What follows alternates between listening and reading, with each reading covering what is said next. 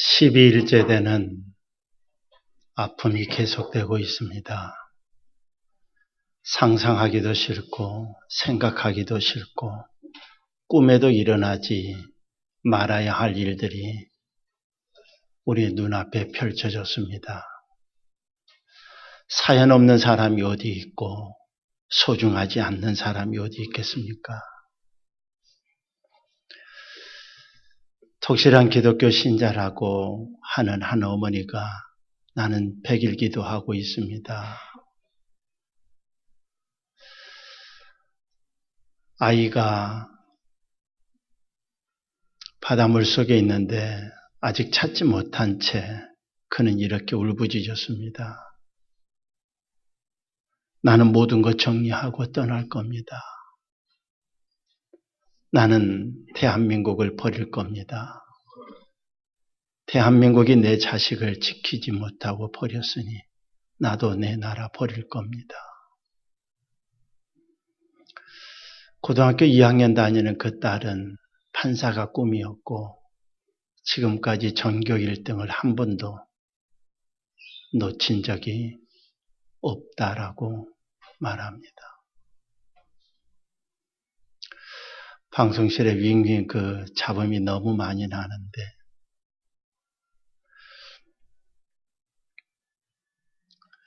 안산의 명성교회 관리집사님 큰딸인 온유양이 사고가 날 때 갑판에 있어서 자신은 살아날 수 있는 상황이었는데 선실에 내 친구들이 있다고 그리고 내려가서 싸늘하게 돌아왔습니다.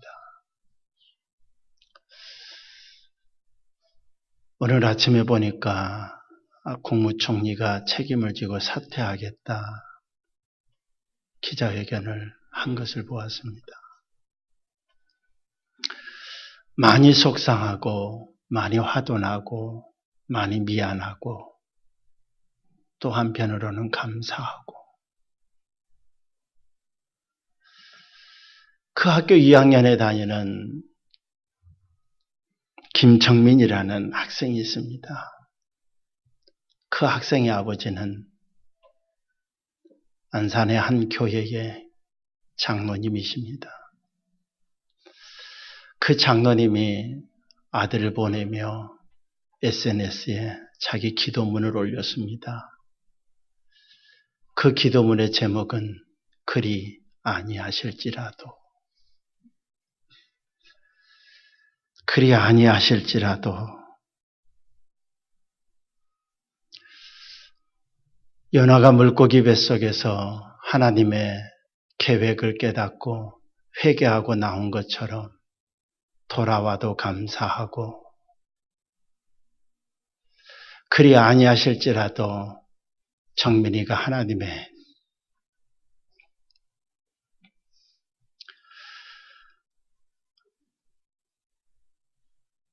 자녀로서 구원받은 것에 감사합니다.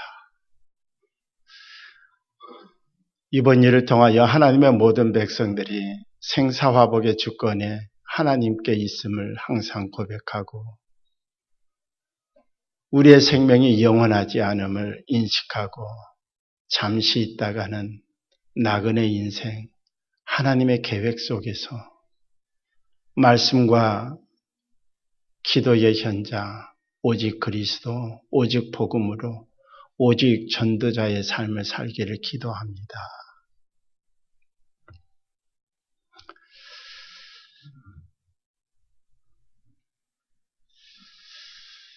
그 장로님의 마음이 어떠했을까? 우리는 분명히 이 안타까운 현실 속에서 하나님이 우리를 향하여 계획하시는 바가 무엇인지 분명히 알아야 할 것입니다.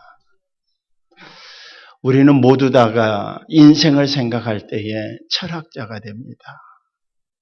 19세기 프랑스의 유명한 화가 고갱이라는 사람이 있습니다.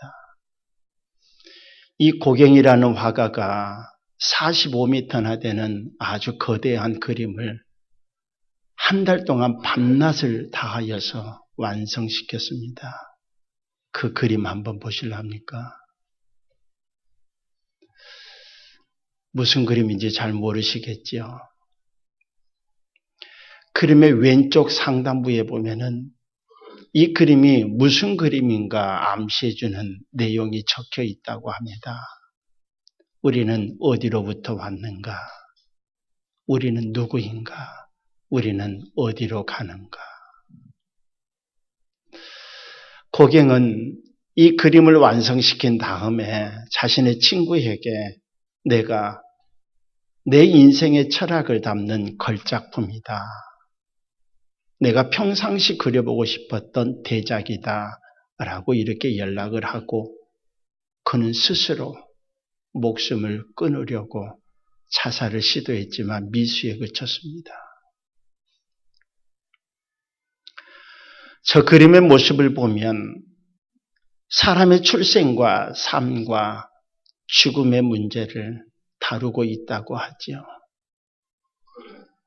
인생의 삶과 인생의 출생과 인생의 죽음의 문제에 관하여서 분명히 고뇌하고 있는 장면인데 문제만 제기할 뿐이지 저 그림에는 아무런 답도 없습니다.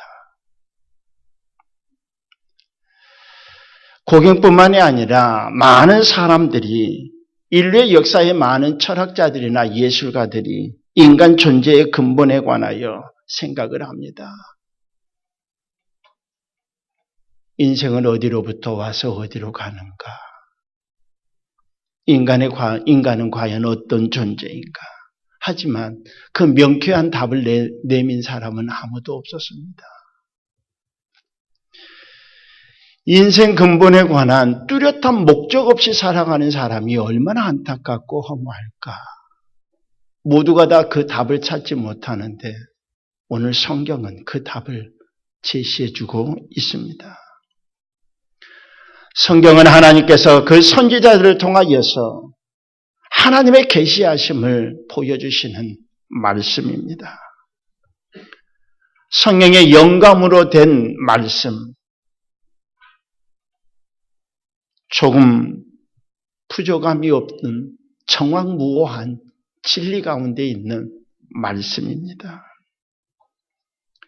특히 이 구약의 창세기의 말씀은 우리의 삶 속에 분명하게 시작을 말씀해주고 있습니다. 저기 이쪽에 앰프들이 다 꺼져 있습니까?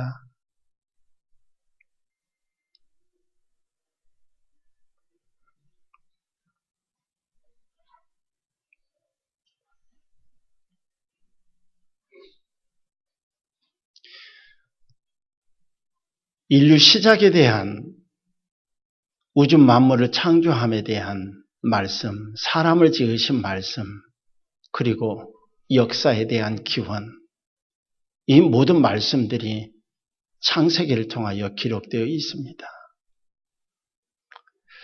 그런데 오늘 본문 가운데 보면은 인간 존재의 기원에 대한 증거를 해주고 있지요.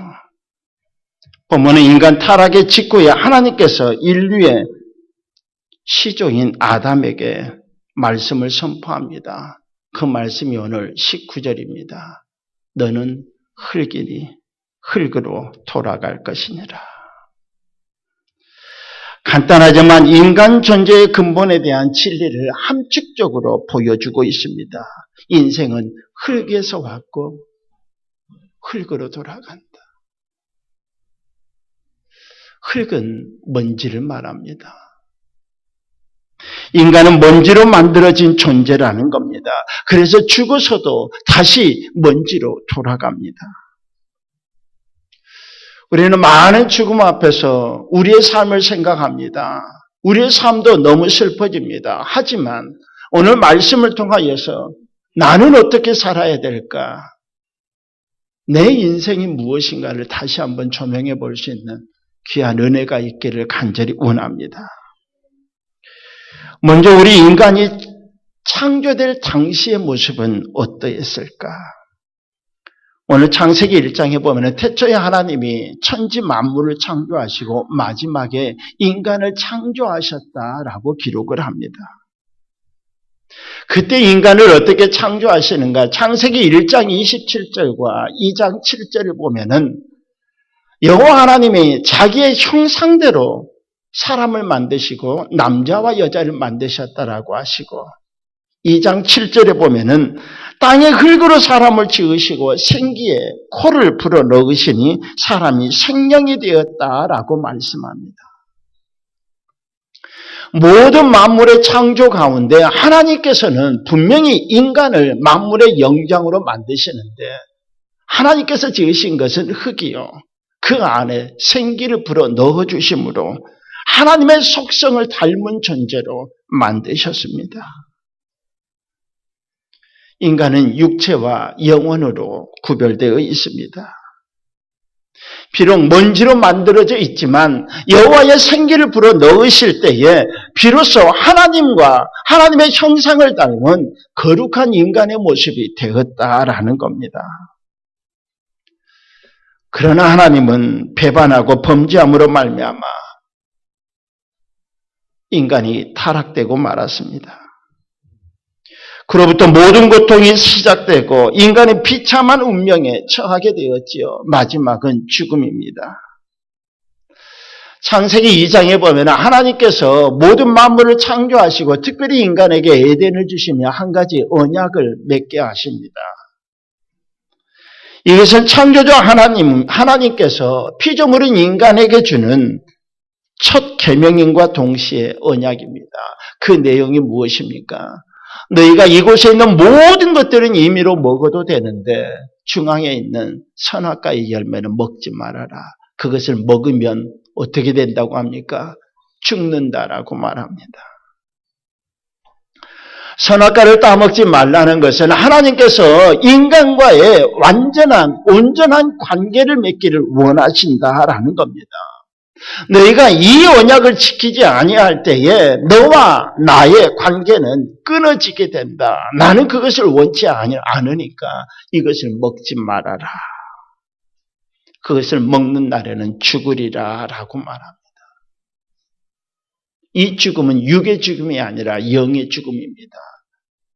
하나님과 우리와의 관계가 끊어질 때에 우리는 죽는다라고 하나님이 말씀하십니다. 이러한 인간의 존재의 비극적 모습이 오늘 본문에 나타납니다. 하나님께서 사람을 만드시고 자연에 있는 모든 것들을 먹게 하십니다. 타락 이전에도 노동이 있었습니다. 그런데 그 노동은 즐거움이었습니다. 기쁨이었습니다. 아무 염려, 걱정이 없는 노동이었습니다. 하지만 죄로 인하여서 타락한 이후에는 그 노동이 고통입니다. 땀을 흘려야 합니다. 반면에 땅도 가시덤불과 엉겅퀴를 냅니다. 인간의 수고만큼 그 열매가 맺어지는 것이 아니라 그만큼 찔리는 아픔과 고통이 있을 것이다 라는 거지요. 인간이 온갖 고통을 당하면서 비참한 삶을 살다가 결국은 죽을 것이라는 겁니다. 그런데 가장 비극적인 것은 이 육체의 사망 이후에 있을 영혼의 문제입니다. 육체의 사망으로 인간의 모든 존재가 끝이 나는 것이 아닙니다. 이후에 내세가 이어집니다. 여러분은 인간의 죽음 이후의 삶을 믿으십니까? 많은 사람들, 특히 하나님을 믿지 아니하는 사람들도 죽음 이후에 다른 세계, 내세가 있다는 것을 압니다. 이번에 슬픔의 그 사건들 속에 그들이 애도하는 마음, 목소리, 글들을 보십시오. 이 이후 세대에 대해, 이 이후 사후 세계에 대한 이야기들이 너무 많이 언급됩니다. 그 말은 그만큼 믿고 알고 있다는 겁니다. 우리가 죽음 이후에 생각하는 내세는 두 가지입니다. 천국과 지옥입니다. 그것을 결정짓는 것이 바로 심판이죠. 히브리서 9장 27절에 보면 한 번 죽는 것은 사람에게 정해진 것이요. 그 후에는 뭐가 있다고? 심판이 있다고 말씀하십니다. 조선일보의 만물상이라는 그 한 코너가 있습니다. 지난 2월 12일 날에요. 이방인이 본 찜질방이라는 제목으로 글이 있었습니다.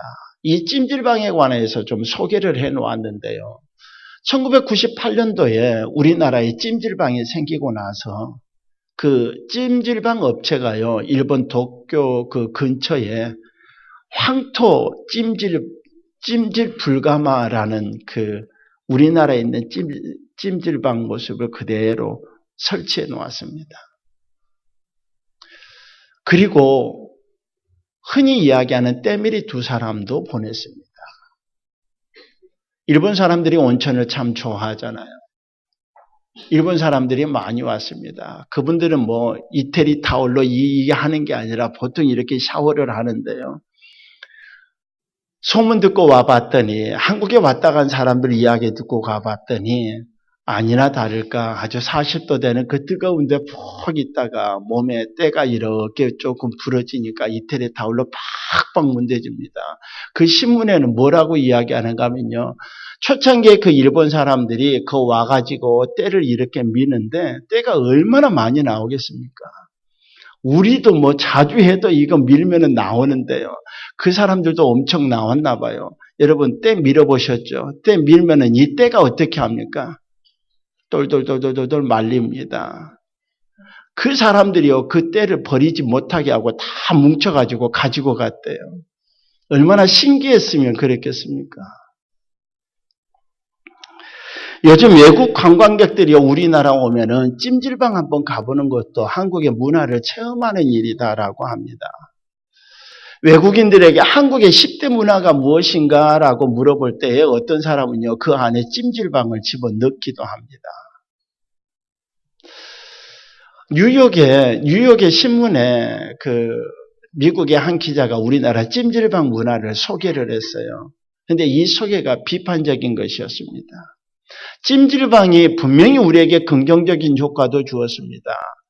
IMF 시절에 굉장히 많이 힘든 사람이 있었을 때요, 찜질방은 최소의 비용으로 최대의 효과를 누릴 수 있었습니다. 요즘도 그렇죠. 집 나가면 제일 값싸게 잘 수 있는 곳이 어디예요? 춥지도 않고 그렇죠. 그런데 그 미국인 눈에 볼 때에 그 찜질방의 부정적인 측면은요, 모두 다 죄수복 같은 것을 입고 앉아 있다는 겁니다. 거기에 또 별의별 사람들 다 있지 않습니까? 그런 것들을 좀 부각시켜서 그 이야기를 하는데요. 이 찜질방과 관련된 조크가 있습니다.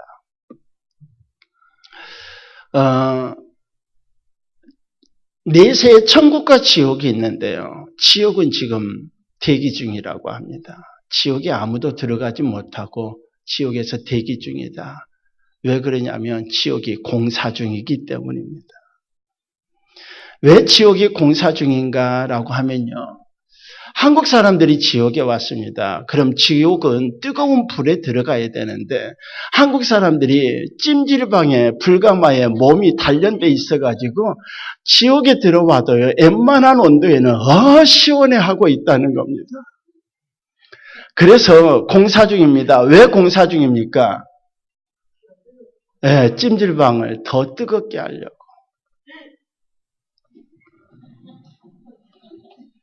조크일 뿐입니다. 지옥이 찜질방 같겠습니까? 불가마 같겠습니까? 뜨거워도 금방 나올 수 있으니까 아무렇지도 않게 들어가겠지요. 계시록에 보면 불못이라고 표현을 합니다. 그만큼 뜨겁지요. 문제는 한번 들어가면 나올 수 없다는 겁니다. 얼마나 무섭고 얼마나 뜨거운지 물론 가봐야 알겠죠. 그런데 한번 가면 나올 수 없는 것이 그곳입니다. 많은 사람들이 이것을 생각하지 않습니다. 인생을 잘 사는 것을 이 세상에서 성공한 것이라고 생각을 합니다. 성공 자체는 좋은 일이겠지요. 그러나 그보다 더 중요하게 영원한 사망에서 구원하는 것임을 알아야 합니다. 더 중요한 게 세상에 그 어떤 다른 사람들이 부러워할 만큼 성공적인 인생이 중요한 것이 아니라 내 영혼이 언제 어떻게 될지 모르는 이 삶 속에서 구원에 대한 확신을 가지고 살아가는가, 이것이 중요하다는 겁니다. 그래서 솔로몬은 전도서에서 이렇게 공고합니다. 흙은 여전히 땅으로 돌아가고 영은 그것을 주신 하나님께로 돌아가기 전에 기억하라. 육체의 죽음은 육체와 영혼이 분리되어서 각각 흙으로 또는 하나님께로 돌아가는 것입니다. 인간의 가치를 여러분 어디에 두고 사십니까? 육의 것을 두고 육의 것을 잡으려고 쫓아가십니까? 그러나 그것은 성경의 표현대로 하면은 길어야 7, 80년이라고 말합니다. 그런데 우리의 내세는 영원합니다. 죽으면 다 똑같습니다. 몇 천만 원짜리 옷을 입고 몇 천만 원짜리 금은 보석을 해도요, 죽으면 다 벗기고 똑같은 옷을 입습니다. 그리고 모두가 다 흙으로 돌아갑니다. 우리의 영혼이 어디로 가느냐가 그만큼 중요하고, 그러기에 우리는 구원이 그만큼 소중하다는 겁니다. 죄로 인하여 죽을 수밖에 없는 인간, 영원한 사망으로 달려갈 인간에게 다행히 하나님께서 허락하신 구원의 길이 있습니다.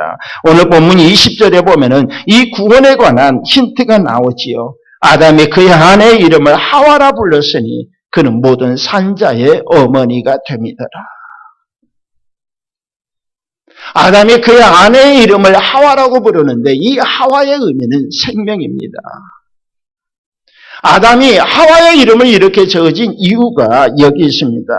여자를 통하여서 생명을 줄 구원자가 나올 것이라는 창세기 3장 15절의 말씀을 믿음으로 받아들인 것이죠. 하나님은 그들의 믿음을 보시고 어떻게 말합니까? 오늘 21절에 보면 하나님께서 그들을 위하여 가죽옷을 입혀주셨다라고 말합니다. 가죽옷. 가죽옷을 입히기 위해서는 짐승의 희생이 있어야 합니다. 이것이 바로 대속입니다. 가죽옷은 십자가 대속을 예표합니다. 속죄라는 것은 죄를 대신하는 겁니다. 죄를 완전히 덮는 것입니다. 십자가의 보혈의 능력을 통하여서 너희의 모든 죄를 덮게 하겠다. 하나님께서 처음으로 복음에 관하여서 말씀해 주시는 내용입니다. 죄의 삭은 사망입니다. 하지만 하나님의 은사는 예수 그리스도 안에 있는 영생이라고 우리에게 말씀해 주십니다. 여러분들은 이 영원한 생명을 확신하십니까? 영원한 생명 확신한 가운데 지금 후회 없이 살아가고 계십니까? 성경에서의 생명의 의미는 연합입니다. 하나님과의 연합, 영적인 생명은 우리의 영혼이 속죄를 받고 우리가 의인이 되어서 하나님과 에덴 처음의 그 모습대로 관계를 맺으며 합하여져 있는 것입니다. 우리가 하나님과 연합되지 아니하는 인생은 죽은 인생입니다. 겉으로 보기에 모든 사람들이 다 똑같아 보입니다. 안타깝지만 사고로 인하여서 슬픔을 당한 가정들의 모든 결과는 똑같은 것 같습니다. 그러나 그렇지 않습니다. 하나님과 연합한 사람과 그렇지 아니하는 사람은 분명히 다릅니다. 요한복음 15장에 보면 포도나무와 가지의 비유가 나옵니다. 예수님은 포도나무요, 우리는 가지라고 말씀하시죠. 이 가지가 포도나무에 꼭 붙어 있을 때에, 연합하여 있을 때에 포도나무가 빨아들이는 모든 영양분 진액을 그 가지가 누릴 수 있고 그것으로 인하여서 아름다운 잎과 꽃을 내며 열매를 맺을 수 있습니다. 연합일 때의 생명이 있고 연합할 때의 기쁨이 있고 연합할 때의 열매가 있습니다. 그렇지 아니할 때는 어떻습니까?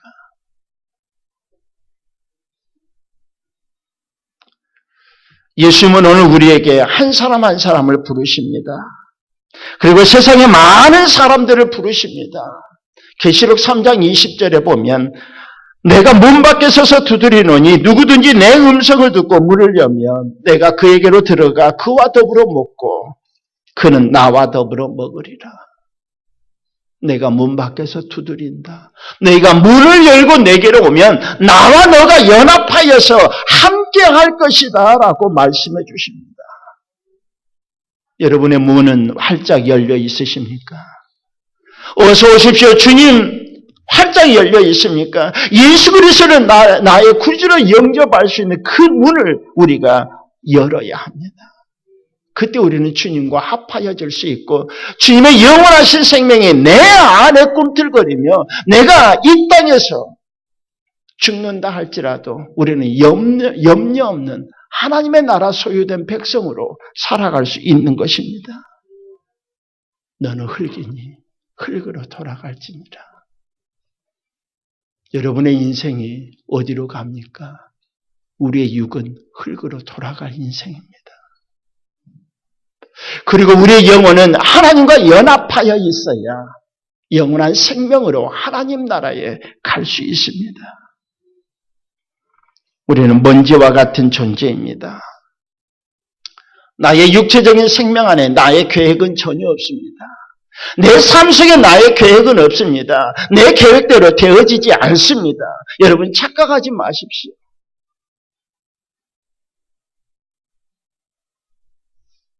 세월호에 탑승한 사람들이 자기의 인생에 대하여서 자기 계획대로 되는 줄 알았더라면 그 배에 탔을까요? 그 배에 탔을 것 같습니까? 안 탔습니다. 또 모르죠. 이상한 사람들 보험 엄청 들어놓고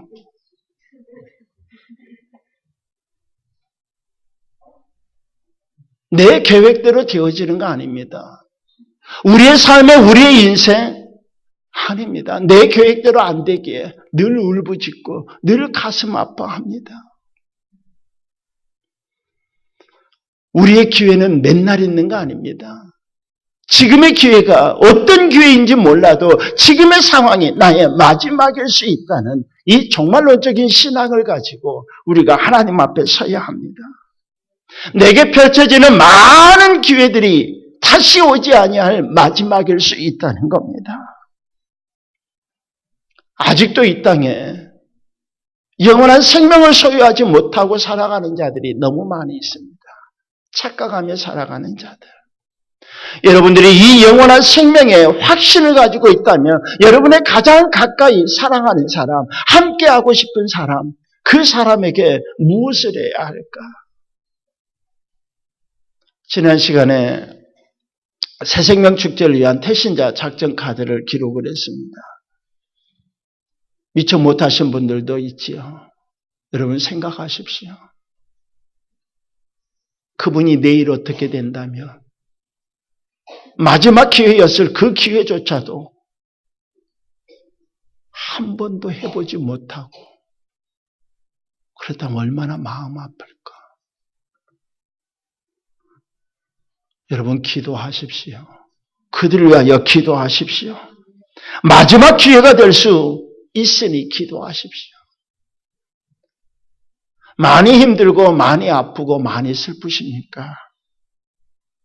하지만 주님께서 나를 불러주심에 영원한 생명에 대한 확신을 가지고 감사하시고 기뻐하시기를 간절히 원합니다. 그리 아니하실지라도 우리 정민이가 하나님의 자녀가 되어 구원받게 하셨으니 감사합니다. 여러분의 입술 속에 여러분의 어떠한 지금 삶의 형편 속에서든지 이 감사가 있기를 간절히 원합니다. 여러분이 이 확실한 소망 가운데 있다면 이제 이 소망을 알지 못하는 자들에게 이 소식을 알리십시오. 지금 해야 합니다. 왜냐하면 마지막일 수 있으니까. 그래서 이 영원한 생명의 확신을 가지고 저와 여러분이 또한 여러분이 살아가는 모든 자들이 이 땅에서 함께 참된 기쁨과 평안과 위로와 소망을 가지고 살아가게 되기를 주의 이름으로 간절히 기원합니다. 하나님 아버지, 참 힘들고 어려운 시기에 우리 가운데 영원한 생명을 더욱 확신케 하여 주시오니 감사합니다.